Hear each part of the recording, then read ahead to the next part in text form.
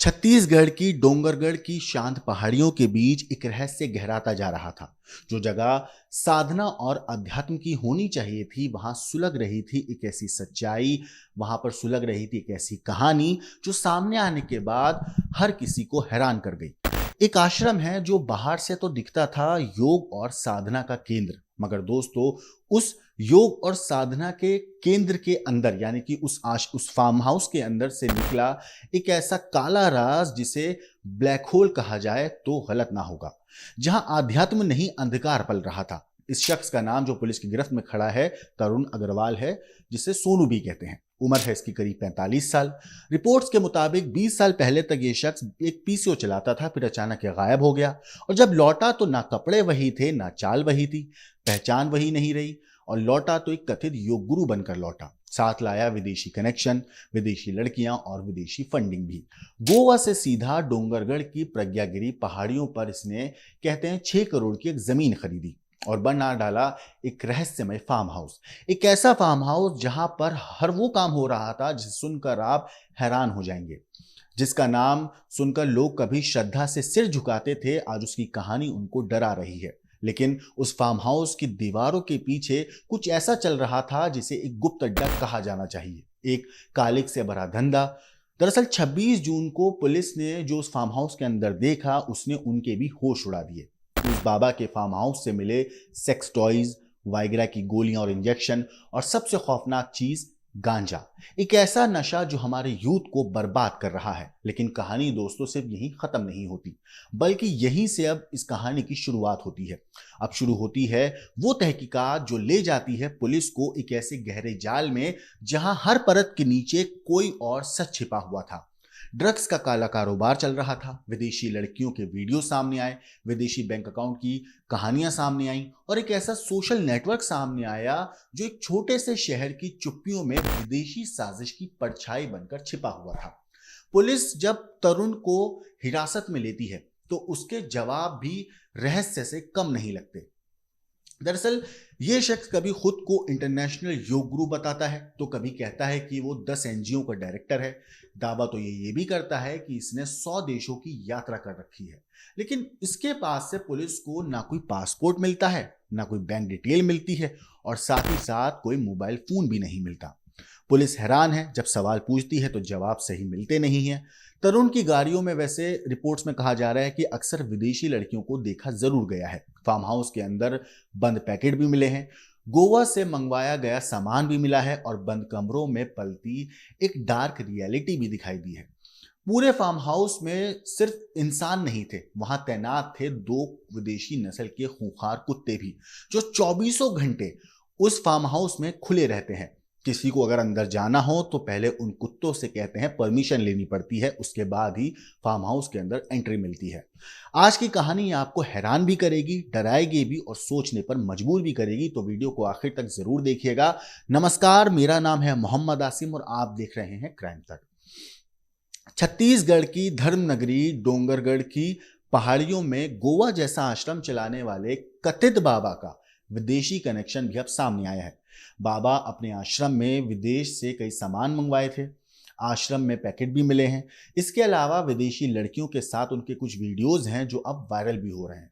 इस पूरे मामले पर पुलिस ने क्या कहा है, एक बार आप पहले ये बात सुनिए। थाना डोंगरगढ़ को पुलिस को लगातार सूचना मिल रही थी कि प्रज्ञागिरी पहाड़ी के आसपास एक फार्म हाउस है जहां पर असामाजिक तत्वों का जमावड़ा शाम को होता है, जिसके तारतम्य में थाना डोंगरगढ़ पुलिस द्वारा रेड कार्रवाई की गई। और वहां के फार्म हाउस ओनर है योगी कांति अग्रवाल। उनके कब्जे से करीब 2 किलो के आसपास गांजा और चीलम जब्त हुआ, जो एनडीपीएस के तहत अपराध होने से प्रकरण विवेचना में लिया गया और जिनकी आज विधिवत गिरफ्तारी कर माननीय न्यायालय पेश किया गया है।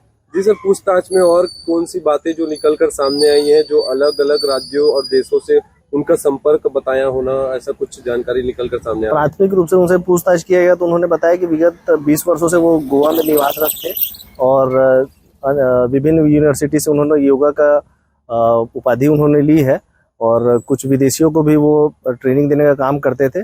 और उसी प्लान में वो डोंगरगढ़ आए थे और यहाँ पर अपना योग आश्रम को डेवलप कर रहे थे। लेकिन उनके कब्जे से ये आपत्तिजनक वस्तु है, जितनी भी गांजा मिलने से उन पर कार्रवाई की गई है। आपको बता दूं, पुलिस ने बाबा के जब पूरी कनेक्शन के बारे में बताया तो बताया कि 20 साल पहले तक ये पीसो चलाते थे। इसके बाद ये गोवा चला गया और 2 साल पहले गोवा से डोंगरगढ़ लौटा। फिर प्रज्ञागिरी पहाड़ी पर 6 करोड़ में जमीन खरीदकर फार्म हाउस बनवाया।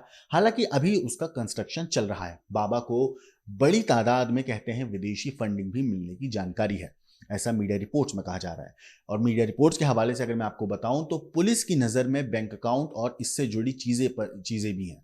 बाबा अपने आश्रम में कहते हैं बच्चों को गांजा भी पिलाता था, ऐसा भास्कर की एक रिपोर्ट में कहा गया है, दैनिक भास्कर की रिपोर्ट में, जिससे स्थानीय लोग नाराज थे। पुलिस हर पहलू की जांच कर रही है। इतना ही नहीं, पुलिस को फार्म हाउस में कुछ संदिग्ध गतिविधियां होने की लगातार शिकायत पहले मिल रही थी, जिसके बाद बुधवार को यानी कि 26 जून को पुलिस ने फार्म हाउस पर छापेमारी की।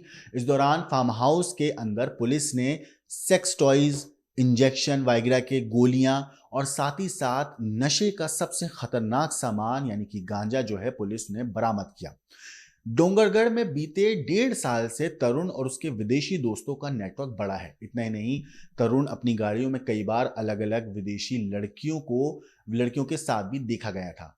इस पूरे मामले पर पुलिस को तरुण की सोशल मीडिया आईडी में कई विदेशी नागरिकों के वीडियोस भी मिले हैं। वो वीडियोस ऐसे थे जिसके बारे में सुनकर आप भी हैरान रह जाएंगे। वीडियो में दिखने वाले लोगों का भी पता लगाया जा रहा है। इसके साथ ही पुलिस की एफआईआर में आरोपी तरुण अग्रवाल पर गांजा बेचने और बच्चों को गांजा पिलाने का जिक्र है। इतना ही नहीं, पुलिस ने आरोपी के फार्म हाउस में जब छापा मारा और दबिश दी गई तो वहां से जो बरामदा होता है उसके पीछे रखे दीवान से गांजा बरामद किया गया है। इसके साथ ही तरुण के एनजीओ, उसके शिक्षा संबंधित दस्तावेज, बैंक अकाउंट और पासपोर्ट की जानकारी पुलिस ने जो है उससे मांगी है। पुलिस विदेशी फंडिंग के बारे में भी जानकारी जुटा रही है। इसके अलावा पुलिस को आरोपी के फार्म हाउस में कई बंद डिब्बे दिखे हैं। पुलिस की पूछताछ में आरोपी ने गोवा से सामान आने की बात को कहा है, स्वीकार भी किया है कि हाँ गोवा से सामान आया था। इतना ही नहीं, पुलिस सामान भेजने वाले व्यक्ति का भी पता लगा रही है। साथ ही साथ पुलिस इसी जांच के आधार पर जो आगे की कार्रवाई है वो करेगी। साथ ही साथ स्थानीय लोगों के अनुसार जो आरोपी है उसने अपने फार्म हाउस की चौकीदारी के लिए 2 विदेशी नस्ल के काले कुत्ते पाल रखे हैं। ये कुत्ते कहते हैं 24 घंटे खुले रहते हैं, इन्हें बंद नहीं किया जाता है, ना ही इन्हें बांधा जाता है।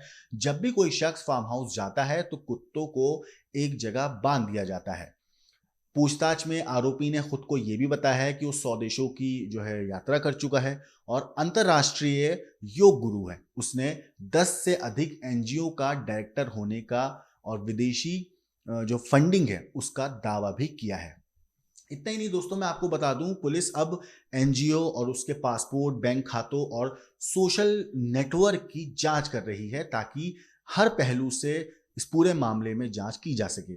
पुलिस हिरासत में आए तरुण अग्रवाल से 25 जून की रात को विवेचना अधिकारियों ने 2 घंटे तक पूछताछ भी की थी। इतना ही नहीं, इस पूछताछ में आरोपी केवल कहानी सुनाता रहा। गांजा उसके पास कहां से आया, किन किन देशों के लोगों से उसका संपर्क है, साथ ही साथ उसके पास कितने एनजीओ हैं, कितने एनजीओ में के लिए वो काम कर रहा है या कितने एनजीओ का वो डायरेक्टर है, इन सभी सवालों का जवाब जो है उसने दिया। साथ ही साथ पुलिस ने बताया कि बाबा ने लगभग सभी सवालों के जवाब तो दिए हैं, लेकिन उसकी सत्यता क्या है, वो सच बोल रहा है, झूठ बोल रहा है, इन सब चीजों के संबंध में दस्तावेज नहीं दे पाया। आरोपी का फोन पुलिस को अब तक नहीं मिला है। पुलिस मोबाइल फोन का पता जो है पुलिस लगा रही है और आरोपी का परिवार डोंगरगढ़ का मूल निवासी है कहते हैं और शहर में सेठ परिवार के नाम से जाना जाता है। इतना ही नहीं, उनका आश्रम भी सेठ श्री बाल किशन प्रसाद अग्रवाल मेमोरियल फाउंडेशन के नाम से है। रिपोर्ट्स में कहा जा रहा है कि आरोपी तरुण ने 1.5 साल पहले 6 करोड़ में इस आश्रम को खरीदा था, जो अब भी अंडर कंस्ट्रक्शन है। उसके बड़े भाई ठेकेदारी करते हैं, जो अग्रवाल समाज के अध्यक्ष भी रह चुके हैं। पिता का बहुत पहले देहांत हो चुका है। एक मंझला भाई जो है उसकी दुकान है और वर्तमान में आरोपी तरुण कथित तौर पे गुरु के नाम से प्रचलित है। अब सवाल दोस्तों ये है कि क्या ये आश्रम किसी बड़े इंटरनेशनल रैकेट का अड्डा था? इतना ही नहीं, क्या तरुण अकेला था या कोई और भी इस पूरी गहरी साजिश में शामिल है। और साथ ही साथ जो सवाल और भी है वो ये कि क्या प्रज्ञागिरी का ये जमीन महज एक फार्म हाउस है या किसी अंतर्राष्ट्रीय नेटवर्क की जमीन का एक छोटा सा टुकड़ा। अभी बहुत कुछ सामने आना बाकी है, क्योंकि कहानी का अंत तो तब होता है जब पर्दा उठता है, लेकिन यहाँ हर जवाब एक नया सवाल बनकर खड़ा हुआ है। इस वीडियो के बारे में और बाबा के ऊपर आपकी जो कुछ राय है हमें कमेंट करके जरूर बताइएगा, लेकिन देश और दुनिया की बाकी क्राइम की खबरों के लिए देखते रहिए क्राइम तक।